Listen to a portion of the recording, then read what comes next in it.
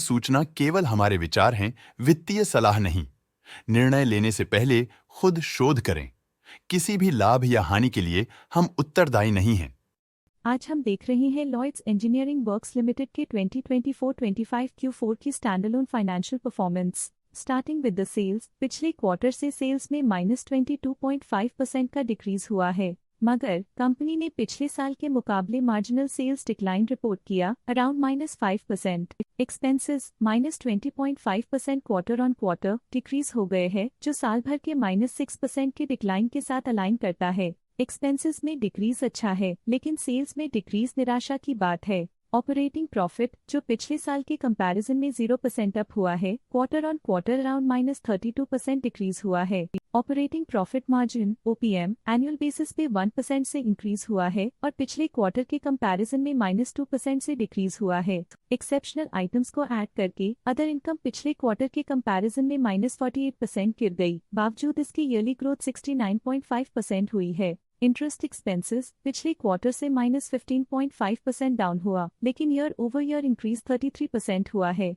Depreciation costs में quarterly -1% का decline देखने को मिला और ईयरली बेसिस पे 42.5% का इंक्रीज देखा गया। प्रॉफिट बिफोर टैक्स एनुअली 3.5% बढ़ा, लेकिन प्रोसीडिंग क्वार्टर से -37.5% डिक्रीज हुआ है। इस साल कंपनी ने 21.5% टैक्स पे किया और क्वार्टरली कंपनी ने 39.5% टैक्स पे किया है। नेट प्रॉफिट ने ईयर ऑन ईयर -20% का डिक्लाइन दिखाया, लेकिन लास्ट क्वार्टर से -50% का कंट्रैक्शन हुआ है। इस क्वार्टर के दौरान कंपनी का परफॉर्मेंस इतना अच्छा नहीं रहा। नेगेटिव नेट प्रॉफिट लॉसेस को इंडिकेट करता है। वहीं अगर एनुअल एनालिसिस की बात करें तो साल के दौरान कंपनी का परफॉर्मेंस अच्छा नहीं रहा। नेगेटिव नेट प्रॉफिट का मतलब है कि कंपनी प्रॉफिट के कंपैरिजन में नुकसान उठा रही है। अर्निंग्स पर शेयर EPS में ईयरली -26.5% का डिक्रीज देखा गया, लेकिन क्वार्टरली में 52% की गिरावट भी नजर आई। इस क्वार्टर में कंपनी का EPS इतना अच्छा नहीं रहा। नेगेटिव प्रॉफिट कमजोर एफिशिएंसी को दिखाता है। लॉयड्स इंजीनियरिंग वर्क्स लिमिटेड के फाइनेंशियल स्नैपशॉट को रिव्यू करते हुए कुछ मुख्य ट्रेंड्स सामने आए हैं, जो कंपनी की परफॉर्मेंस पर रोशनी डालते हैं। मार्च 2022 से मार्च 2025 तक लॉयड्स इंजीनियरिंग वर्क्स लिमिटेड की फाइनेंशियल जर्नी में सबसे पहले बात करते हैं सेल्स की। इस साल सेल्स में 21% की वृद्धि हुई है और पिछले 4 सालों में लगभग 14 गुना की वृद्धि हुई है, जो एक निरंतर अपवर्ड ट्रेंड को दर्शाता है। पिछले 3 साल से सेल्स लगातार बढ़ती जा रही है, जो मार्केट एक्सपेंशन और कंज्यूमर डिमांड में वृद्धि को दर्शाता है।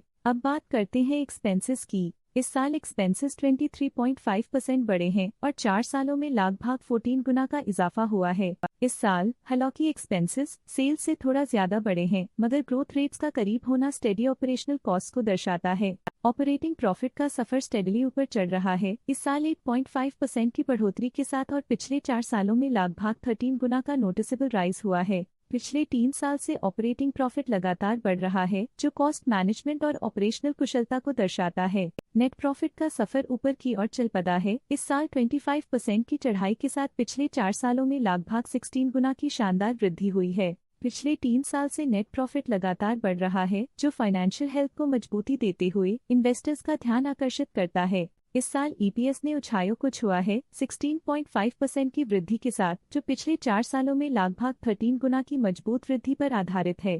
पिछले 3 साल से अर्निंग्स पर शेयर EPS में लगातार इजाफा हुआ है, जो प्रॉफिट ग्रोथ को मजबूती देते हुए शेयर होल्डर वैल्यू को बढ़ा रहा है। चलिए अब बात करते हैं शेयर होल्डिंग पैटर्न की। लॉयड्स इंजीनियरिंग वर्क्स लिमिटेड की शेयर होल्डिंग रिपोर्ट्स कुछ इस प्रकार की हैं, जो अननोन 2025 के तक चलता है। ये रिपोर्ट कंपनी के शेयर्स की डिटेल्ड जानकारी देता है, जिसमें promoters, promoter groups, foreign investors, public investors और सरकारी एंटिटीज शामिल हैं। प्रमोटर्स शेयर होल्डिंग 2024 के दिसंबर में 56.38% से 2025 के में 56.22% तक डिक्रीज हो गया। ये डिक्रीज दिखाता है कि इस टाइम पीरियड में कंपनी पे प्रमोटर्स का कंट्रोल कमजोर हुआ है। पब्लिक द्वारा हेल्ड शेयर्स का परसेंटेज 40.57% से इंक्रीज होकर 2025 के में 40.67% तक का इंक्रीज से देखा गया। ये चेंजेस स्टेट है कि पब्लिक की इन्वेस्टमेंट कंपनी में क्वार्टर टू क्वार्टर इंक्रीज हुई है। जब कंपनी के शेयर्स का मैक्सिमम हिस्सा पब्लिक के पास होता है, तब ये माना जाता है कि कंपनी कमजोर हाथों में है, जो बाजार की अस्थिरता और स्पेक्युलेटिव ट्रेडिंग को इंडिकेट करता है। फॉरेन इंस्टीट्यूशनल इन्वेस्टर्स की शेयर होल्डिंग में थोड़ा डिक्रीज आया 2024 के दिसंबर से 2025 के में, जो दिखाता है कि फॉरेन इंस्टीट्यूशंस ने अपने स्टेक को क्वार्टर टू क्वार्टर -0.22 से डिक्रीज किया है, जिसे पता चलता है कि उन्होंने अपनी इन्वेस्टमेंट्स को पुल बैक किया है। ये था कंपनी का करंट शेयर होल्डिंग पैटर्न। आइए नजर डालते हैं कुछ प्रमुख प्रमोटर ट्रांजैक्शंस पर जो मार्केट के डायनामिक्स को रीशेप कर रही हैं। 14 अप्रैल 2025 को एसवी नागराज ने 1.2 लाख शेयर्स खरीद लिए 7.5 रुपीस पर यूनिट के हिसाब से, जिसका टोटल था 9 लाख। 14 अप्रैल 2025 को श्रीकांत विजय नागराज ने 1.2 लाख शेयर्स खरीद लिए 7.5 रुपीस पर यूनिट के हिसाब से, जिसका टोटल था 9 लाख। 14 अप्रैल 2025 को श्री कुमार नायर ने 1.8 लाख शेयर्स अपने पोर्टफोलियो में शामिल किए 7.5 रुपीस पर यूनिट के हिसाब से, जिसका टोटल था 13.5 लाख। 14 अप्रैल 2025 को श्री कुमार गोविंदन नायर ने 1.8 लाख शेयर्स अपने पोर्टफोलियो में शामिल किए 7.5 रुपीस पर यूनिट के हिसाब से, जिसका टोटल था 13.5 लाख। 14 अप्रैल 2025 को सुधीर कुमार त्रिवेदी ने 3.3 लाख शेयर्स इन्वेस्ट किया 7.5 रुपीस पर यूनिट के हिसाब से, जिसका टोटल था 24.9 लाख।